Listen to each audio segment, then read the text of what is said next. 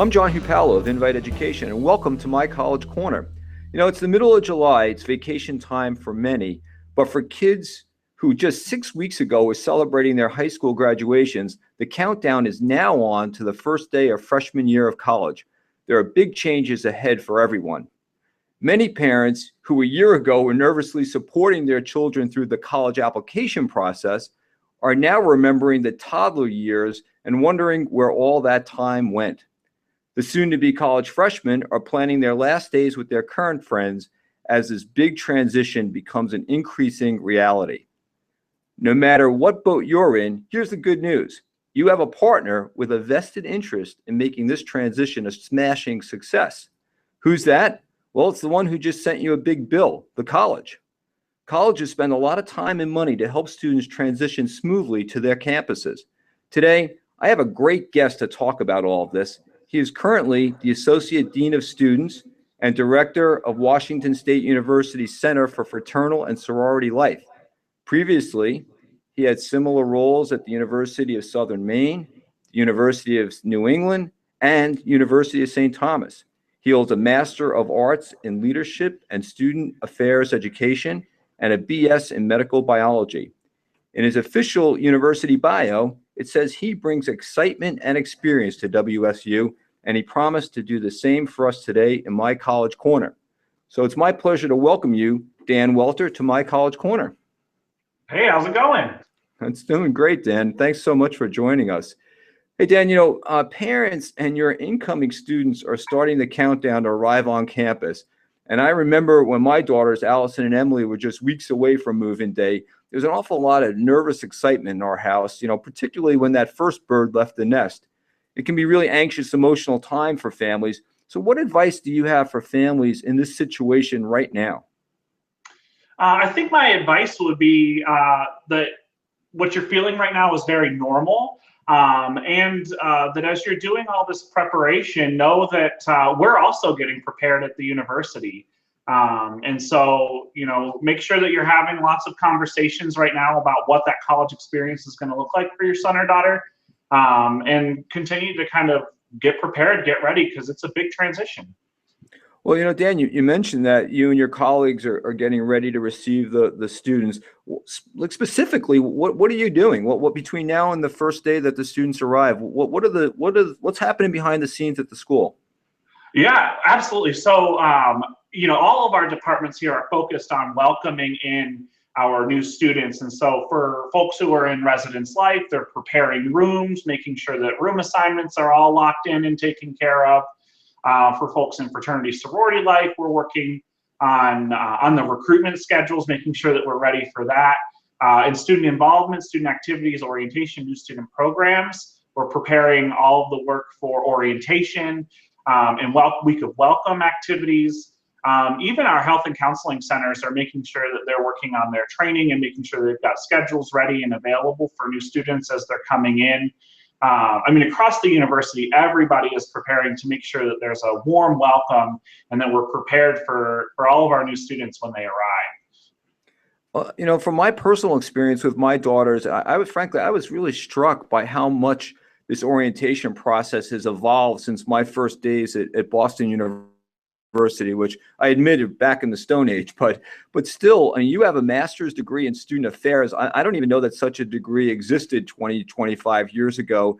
And it seems to me that this is one of those areas where colleges have spent an awful lot of time. So I have two questions for you, Dan. First of all, is that right? Is it really different today? And second, is my premise that the colleges really is a partner in this process with parents as students as you get kids settled? I think to start with the first part of the question, is it that much different today than it was maybe a few years ago?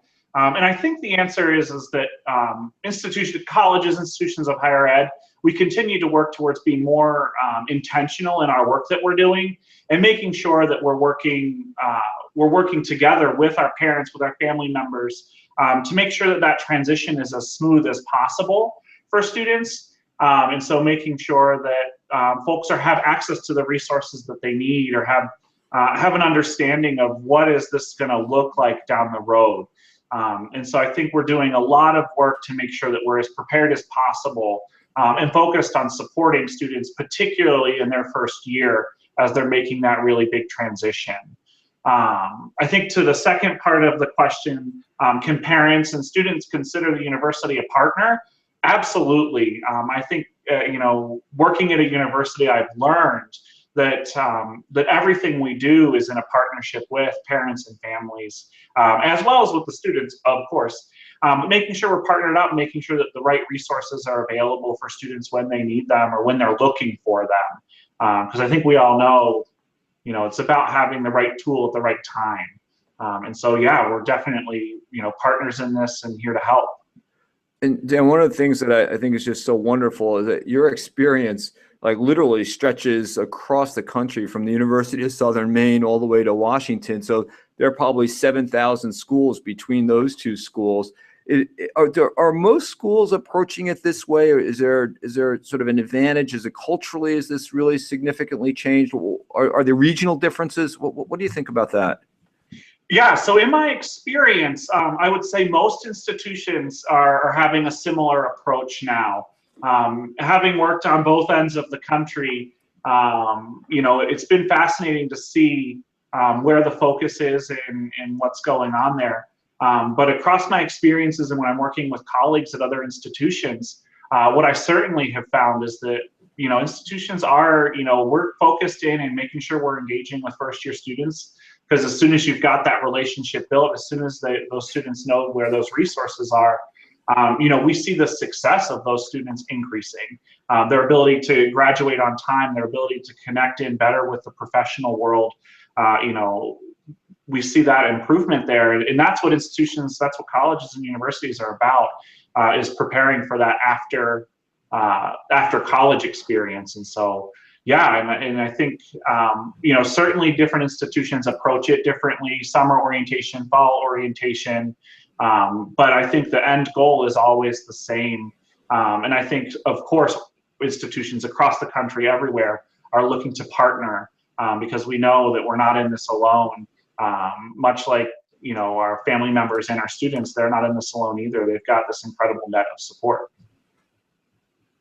Yeah, and you did a nice job early on talking about the I'm going to say slew of different organizations on campuses and offices that are preparing. So, well, let's touch on some of those areas that show the basically freshmen have the most concern about. And top of the list is the roommate, right? It's also changed. I know that, you do your roommate pairings and just generally for schools, are students meeting their roommates online and sort of coordinating in advance?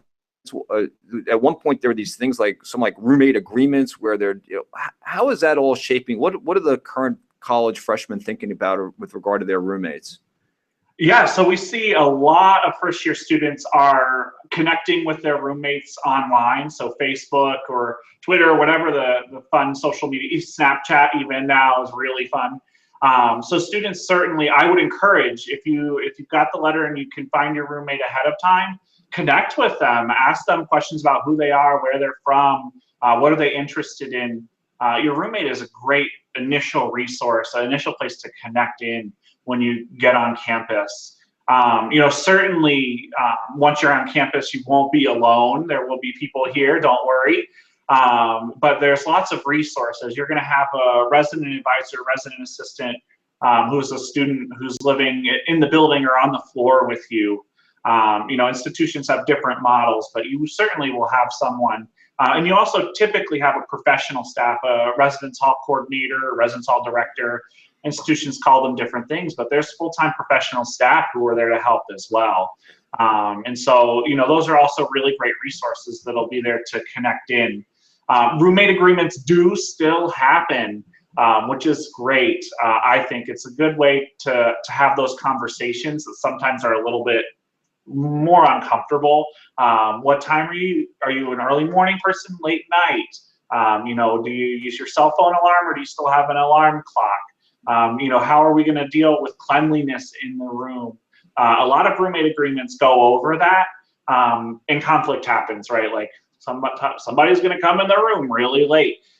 one night. And so having that roommate agreement to reflect back on and say, okay, so this isn't exactly how this is playing out now that we're here, and how are we going to deal with this? Those sorts of pieces. If the conflict continues to escalate, I always encourage getting help. So getting some support from that RA or somebody in the residence life office, residence hall association or something like that. So that then you've got that system of support to help, because sometimes those conversations are, of course, challenging, particularly for young adults. Yeah, and I think you gave the first piece of the best advice, which is whenever a student finds themselves in a situation and they feel uncomfortable, go find somebody who can help. And I know my daughter was an RA, a resident assistant on a floor, and it was really important to have a good relationship with the RA and the RA. They're trained. These just are not kids who show up who decide they want to live. They're trained what to do when any of these situations arise. So I think that's a really great piece. So you have to ask the $64,000 question, Dan. So I show up and, my roommate and I are never going to get along. I go and I talk to the RA and, they say, look, try to make peace, but it's not going to happen. What recourse do the freshmen have to try to take care of that situation? Absolutely. So I think every institution handles this a little bit differently. Two of the institutions I've been at have what's called a room freeze that happens the first couple of weeks, where quite honestly, we just ask the students try to make it work. I think initial impressions aside, sometimes we're able to make it work. If it just isn't working after that room freeze period happens, and it's usually a really short time, 1, maybe 2 weeks, then definitely connecting in with the professional staff, the residence life office, your residence hall coordinator, director, whatever their title is, connecting in with that professional staff to say, here's where we're at, here's why we really just can't do this. And many institutions, I would venture to say all, have options for students who simply cannot make the situation work. It's something that we prepare for, and we know that there are just some situations where you're oil and water and you can't, you just can't mix. So I would say make sure you connect in. Some institutions are really going to push to give it a try, and I would encourage that, absolutely. But know that there are options, particularly connecting with that professional staff. Well, that's great. Now, how about the second big topic is just around classes and academics? And, there's all this pressure. The kids have just been so successful in high school to make it now to college. And, they have this anxiety about sort of nailing down, everything in the first semester, great courses, great professors, but they don't know who the tough graders are or, what the reputations are. They want to get their courses right. They want to pick a major. How does that generally work for students the first couple of weeks or a month? Yeah, so I think the first couple of weeks or months, the first week typically is like syllabus week.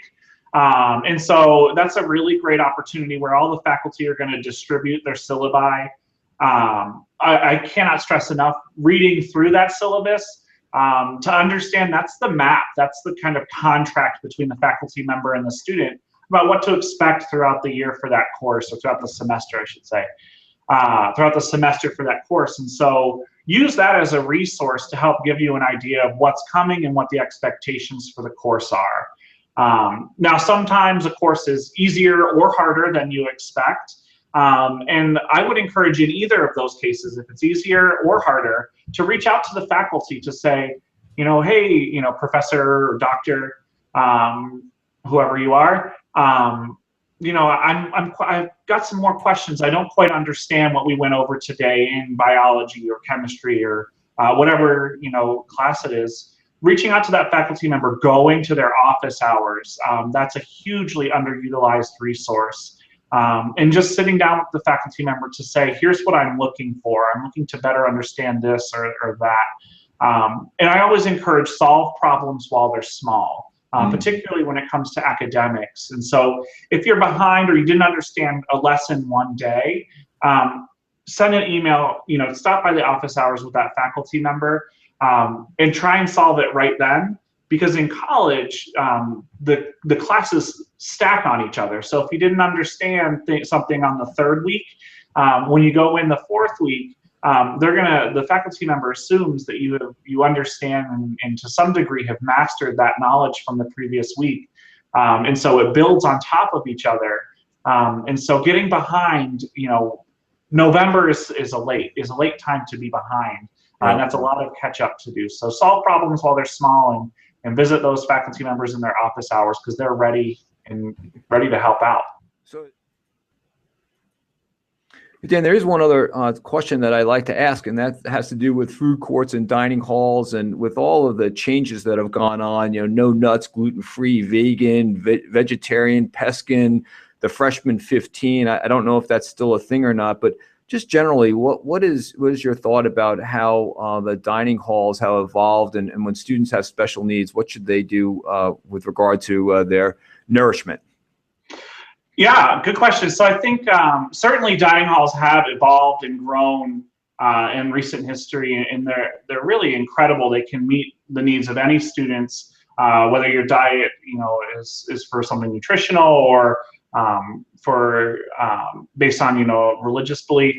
At every institution I've been at, whether working there, enrolled there as an undergrad or grad, or even just visiting, I have found that residence hall or college dining halls certainly are phenomenal, and they're able to meet the needs of anybody's dietary. If you have a specific diet that you need to follow for health or religious reasons, there's always an accommodation that's able to be made, and so make sure you communicate that with your dining hall, with somebody who's working in the dining hall. They're able, ready, and willing to help out. The freshman 15, it's hit and miss. A lot of folks don't experience it. Yes, there's lots of availability of food, and the food is, of course, for the most part, really delicious and good.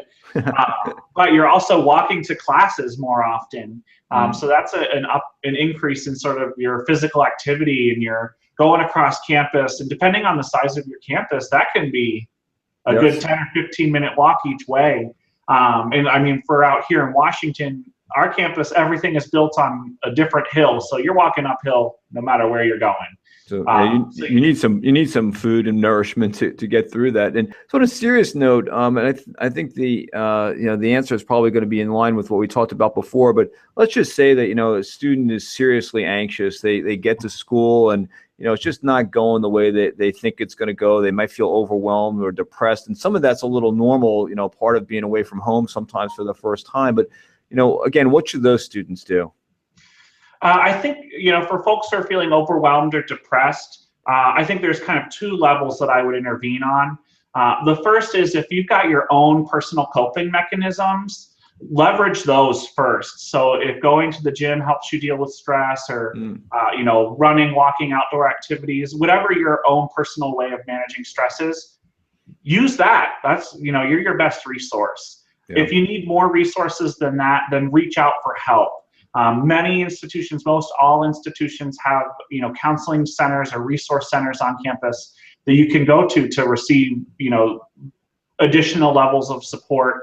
You have a dean of students office, or most institutions have a dean of students office. And dean of students offices are able to kind of do that holistic connection in there to say, all right, so to manage the stress, we'll get you connected in with counseling. We'll have a little conversation with some of your faculty to start to manage that. I think a big piece here is communication, and reaching out to let folks know, you're feeling stressed or you have a little anxiety, and what the options are. Yeah, well, I appreciate that. And the theme of this whole discussion is around communication and starting early. Let's just go to the parents' perspective for a moment. When I dropped Allison and Emily off at college, I knew they were solid kids. They made good choices, but I also remember back on my early college days with one phrase in mind, and that is, "There but for the grace of God go I," because I know, my friends and I made some really bad decisions, and, that's kind of part of growing up, but, it's different today. Back when I was in school, the drinking age was 18. There were no cell phones to record, every stupid thing we did. It's different. So the schools, in a lot of ways, I think, are in a tough situation, because you're being tasked with protecting kids, in a very different environment, while they're also trying to learn and grow. So how are you dealing with that in your position now? Good question. So I think, how are we dealing with it? First, I think it's about having honest, open, and candid conversations with students. where we talk about college is all about learning and choices, and figuring out how those decisions are going to impact you as you move through life. And so we have those conversations with students where we say, you know, you're going to have access to alcohol or other drugs, depending on, you know, like in the state of Washington, marijuana is legal. And so you're going to have access to these sorts of things. And you've got to make the choice as to whether or not you're going to engage with that, and to what degree you're going to. And I always kind of liken it to when folks first start driving. You know, like you can speed, right? Most people speed when they're driving. I don't think it's safe, but most people do. But if you zoom by a police officer doing 5 miles over the speed limit, police officer may or may not pull you over, but you know what you're doing is wrong no matter what.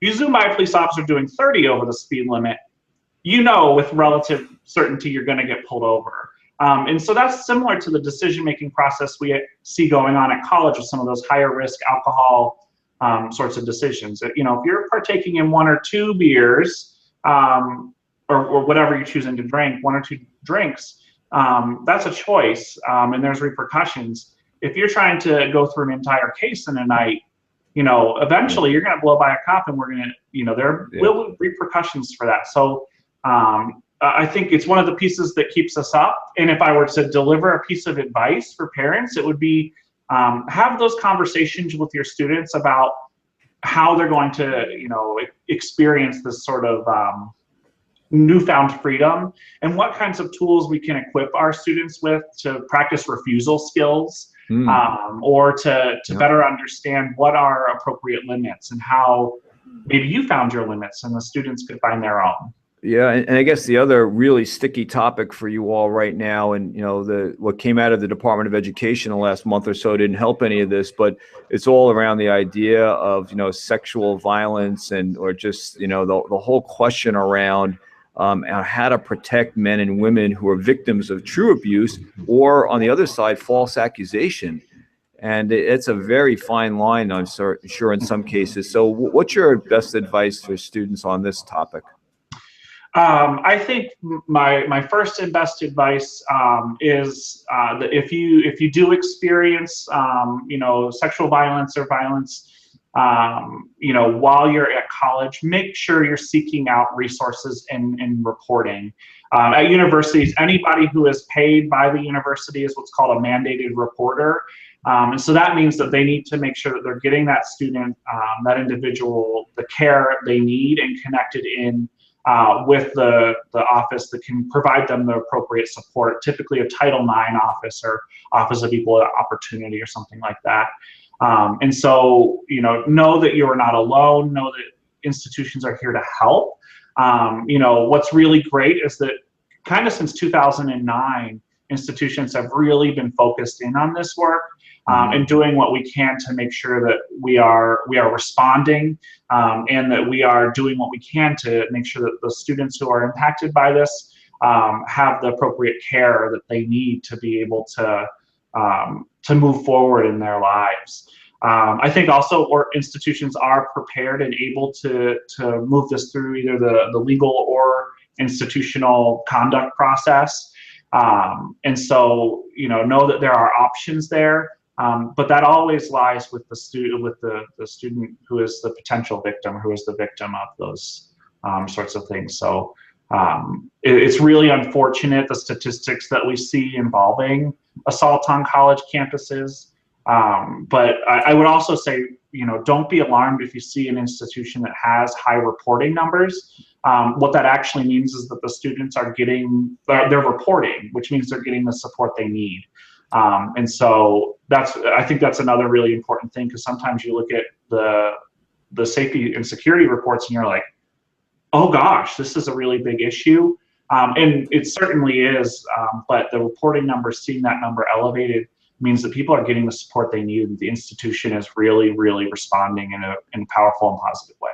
Yeah, I just think generally having this discussion is really important. It goes back to what you said earlier, that the school wants to be a partner. No school wants to see any of their students in any of this kind of difficulty, and they're doing what they can to try to make this a reality. So, Dan, it's good for me to know, and feel really great that folks like you have dedicated their lives to helping students acclimate themselves and then be successful on campus, are doing the job and really evolving quite a lot. Do you have any parting words of advice for families who are getting ready to settle onto the campus for the first time? I think my parting word of advice would be two-part. For parents and families, know that your student is going to spread their wings, and let them do that. There will be mistakes that are made. Know that college is a fairly safe place to make mistakes. There are lots of, institution administrators and employees of the university who are there to help kind of be that safety net to help out with that process. And so know that we're here, and we will continue to partner with you as we're going through. Know that you can reach out to us if you're like, hey, Johnny or whoever hasn't reached out, our student hasn't called us in a month and a half, we're just a little worried, usually calls every other week. Reach out, know that we're here, and we're happy to do check-ins to make sure. That being said, we can't make your student call you, so we can always, remind them. And then I think for students, it certainly is to don't be afraid and don't be intimidated. Everybody is new at college, and so know that you're not alone, and that there are other people who are just like you who are going through the same experience. And so get out there, meet them, take the opportunity to reinvent yourself a little bit, and really get engaged in college. We find students who are engaged perform better academically. They have a more enjoyable college experience, and they go on to really accomplish some incredible things. Well, Dan, thanks so much for being such a great guest on My College Corner. We'll look forward to talking to you again at some point.